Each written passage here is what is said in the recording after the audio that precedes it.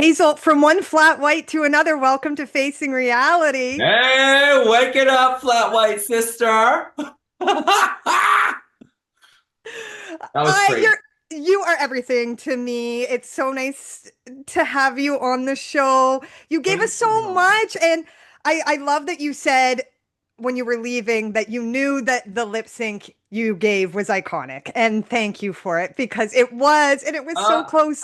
First, I have to ask how that feels like in the moment because I know drag. Obviously, you're used to kind of like high energy. yeah. But is a lip sync battle that's like as good as yours was, as good as it gets, Yeah. where you're also kind of synced in with the person you're doing it with, so you like are having your moments together. I want to know, because I think all of Drag Race fans, what does that feel like? Yeah, I mean, it's like, here's the thing though. It's like I was lucky that unlucky and lucky that I was up against my best friend because we know how each other's perform, right? So we do a monthly show together, we do group numbers together, like we know each other so well. So like doing that, I can like when I hear the song, I know when P's gonna do a trick and that's when I'm gonna do a trick. Like we just sync up that way where it's like we want to hit the beat because we know how to hit a beat. Well, Yeah, you do. and it's also just like while you're doing it, you're like because you can plan for it while you're lip syncing, but you don't actually know if you're gonna follow through and like finish what you wanted because there's so much like your mind's going 1,000 miles a minute during it. Chills. Oh, Chills. And that's a great plug for because like I'm coming to Vancouver as soon as I can to be there in absolutely, person. please. I would And love so that. I was going to wait till the end of the interview to bring this up, but since you brought it up, let's talk about the PM of it all because this series is really about reality television shows and like Yeah, what that experience is actually like on the people who perform on them. And for so sure. what I want to know is you have this relationship with PM before you go into the show, like for years. So what was that like to contend with the competitiveness of the show? And you guys did have a couple like moments that didn't, probably go as you anticipated.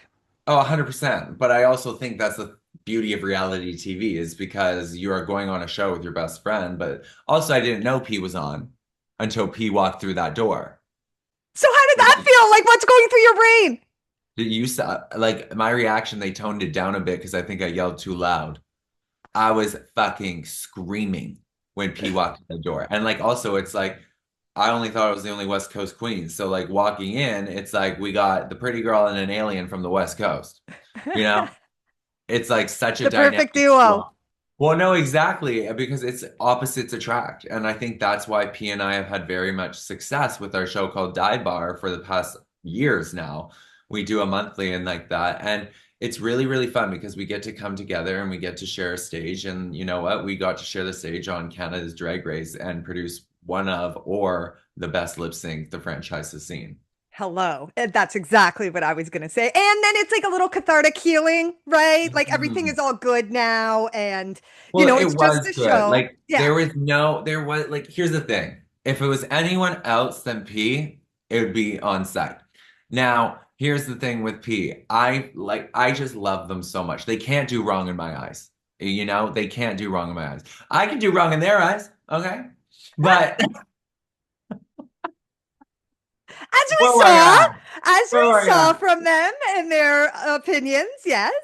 Yeah, Um, okay, so I loved the moment where Alyssa Edwards like gave you your flowers, and because yeah. you are so funny, and Alyssa Edwards like it is in that same style where like she mentioned when it's off script and you're just kind of in the moment, there's just something about your energy that's so funny. Like even in the mini challenge, the way you moved your body back and forth across, like there's just like a physicality there. What did that feel like to hear from Alyssa Edwards? And was that something that like you knew about yourself and you like made sure that shined on its own because it was there through all the episodes, or were you kind of watch yourself back and say like, hey, yeah, that was Yeah, just like happening? I feel like it's like definitely what Alyssa said. I needed that in that moment for sure. I mean, like I was devastated. My heart was broken. Like I was like, I just literally fucked, got lost out of like the chance of winning. So like it broke me, you know, because you go in the back and you're like, well, I wasn't good enough or I would have won, or it would have been a double save, you know, like there's a reason that. So you really spiral really, really hard after.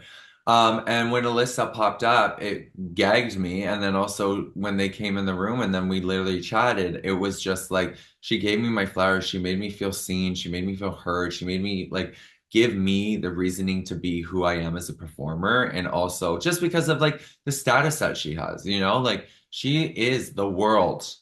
She's literally the world leader of drag right now. The bitch won. So it's like, what else can you get or hear from someone on that caliber that they see you for who you are as a performer? Because I do have self-doubts. Like that is one thing before the show. I used to always doubt myself. And then now too, like we have small moments, but it's more the fact of those are moments of being real, you know? Checking in with yourself, letting yourself know like that's okay to feel this way or anything like that. Because you always don't have to be like, I'm that bitch, because it gets annoying and irritating.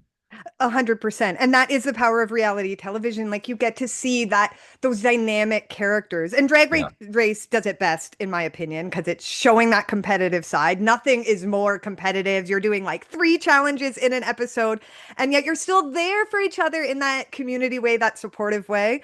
And I mean, as a queer person myself, I do feel like mentorship is such a huge thing and helps me feel and hear things that I need to hear from like people who have experienced more than me and gone through it and just who are older than me and have like and not even an age thing but just like experience like whatever Mhm. industry or culture, you know. So I love that, and now you are that for other people through this Yeah, which is experience as well, crazy. right?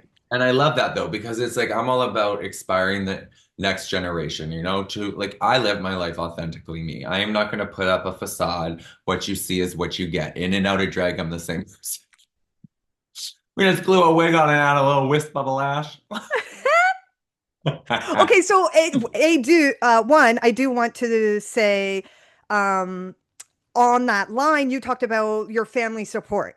And that Mhm. was so moving. So again, really vulnerable. And as like a performer on these shows, it's giving so much to the audience, you know, because Mhm. queer people, I feel sometimes are made to feel like, you know, scraps are enough, you Yeah. know? And so I think that conversation was really powerful. So thank you for sharing that. How did that feel to like watch back? Oh And my God, it was so cute because I was actually in Victoria where I'm from, and my family was right behind me watching it. So it was like we're all there and they're like listening to this, I mean, gush about them and all that stuff. And I'm not like that. you're like, close your ears, close your I'm ears. literally just like, oh my God, Ange, not too much, mom. Not too much. But no, they enjoyed it. I enjoyed it. Like, as I said, I'm very, very lucky to have a family that supports me and supports me 100% in whatever I do. I also don't give them an ultimatum. It's either you support me or get the fuck out. That's right. No choice, right? And you deserve all that love. And now you have even more because, you know, you faced reality and you did Drag Race Canada. So we thank you so much for that. I want to know where we can find you on social media so we can keep up with you because we're addicted now. So you can't go anywhere that quick. Bro, I hope I get all the followers. Okay. You can find me on Instagram at names period Hazel, names.hazel on Instagram. That's the same for Twitter, on Facebook, TikTok as well. So it's all names Hazel. And what's like inspiring you creatively lately? What a great question. Well, I saw a couple extra minutes there, and I'm Uh, obsessed with your look and your style and the way you put ah, things together. So I need to know, thank like, what's you. on your radar? Yeah, I mean, like pretty much like what I'm trying to move forward now in my drag is really showing up for myself and what I want to do now. Before I used to really just always do it for other people. And I feel like since getting on this show, because I would always care about what people say on like and care what they think about this fit or care about this or give me this inspiration like that. It's like, no, now it's my time. I have a drive, I have a goal, I have passion behind me. I am hungry for what's next.